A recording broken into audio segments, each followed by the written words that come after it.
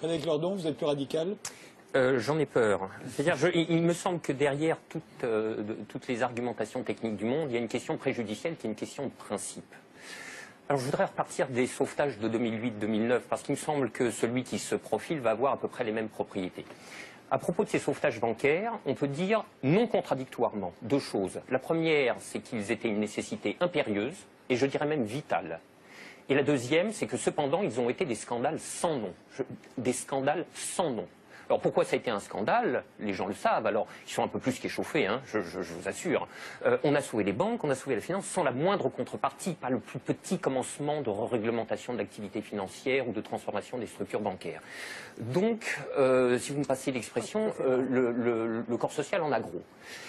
Mais pour autant, il était une nécessité impérieuse de les sauver, pour une raison extrêmement simple, c'est que il faut que les gens essayent de se figurer l'ampleur des dévastations économiques et sociales qui suivent de la matérialisation d'un risque systémique. C'est dans le cadre de cette hypothèse que je me situe. On pourra peut-être y revenir tout à l'heure. C'est-à-dire l'effondrement total de toutes les banques.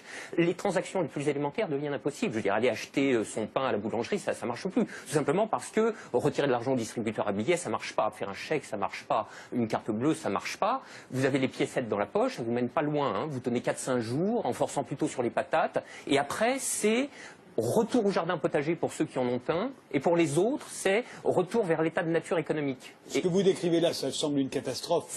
Oui, c'est la catastrophe ultime si les banques ne sont pas sauvées et qu'elles tombent toutes ensemble. Ça pourrait se produire d'après vous, ça? Alors pour moi, si vous voulez, c'est un événement qui est de l'ordre de l'impensable. C'est-à-dire, c'est un chaos social d'une telle ampleur qu'il me semble inconcevable que les États se désintéressent de la chose. Par conséquent, ils sont forcés de venir au secours de la finance, qu'ils le veuillent ou non. Et c'est exactement là que se noue le drame, si vous voulez. C'est dans cette articulation entre la nécessité impérieuse d'une part et le scandale de l'autre.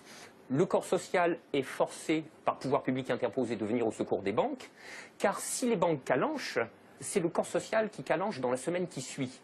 Et forcément, les intérêts matériels de la population sont si intimement liés à la structure bancaire qu'il est impossible de la laisser crever. Et vous voyez donc là où est le problème, c'est que de par leur position très particulière dans la structure sociale du capitalisme, les banques sont les dépositaires de fait de deux biens publics vitaux pour une société marchande. Vitaux. Le premier, c'est les encaisses monétaires de la population, les dépôts, les épargnes. Je veux dire, si toutes les banques tombent, ceci s'évapore dans l'instant. Et ce n'est pas la peine de se gargariser avec le fonds de garantie des dépôts. Hein.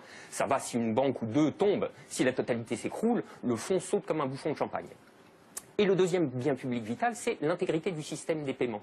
Et c'est parce que les banques ont capté ces biens publics qu'elles peuvent contraindre l'État, les corps sociaux à leur venir en aide. C'est quoi l'intégrité du système des paiements? C'est le fait que les banques sont les teneurs de compte, qu'elles les mouvementent, qu'elles les débitent, qu'elles les créditent, donc elles sont les opératrices. Absolument. C'est pas qu'elles les garantissent, c'est qu'elles opèrent très concrètement et très basiquement les transactions élémentaires. La gestion des moyens de paiement. Exactement. Bon, alors, si vous voulez, là, il y a une situation de fait que les économistes appellent dans leur langage fleuri l'aléa moral, mais dont le vrai nom est prise d'otage. Et celle-là, elle est colossale. Si vous voulez, chaque fois qu'il y a un mouvement social dans les transports ou le ramassage des ordures, on vous bassine avec la prise d'otage des syndicats. Mais ça, c'est une prise d'otage, mais cosmique. C'est énorme. Personne n'en parle jamais. Donc, la question de principe est la suivante. Derrière la question du sauvetage des banques et derrière la question des banques tout court, le corps social doit se poser la question de savoir s'il continue de tolérer que ces biens publics vitaux soient ainsi remis à des intérêts privés, et spécialement à des intérêts privés aussi mal éclairés que ceux de la finance, quand elle est mouillée jusqu'aux sourcils dans les marchés de capitaux. Bon, je trouve que poser la question, c'est y répondre. Et si on ne répond pas non, cette obligation de venir à la rescousse des banques se reposera éternellement.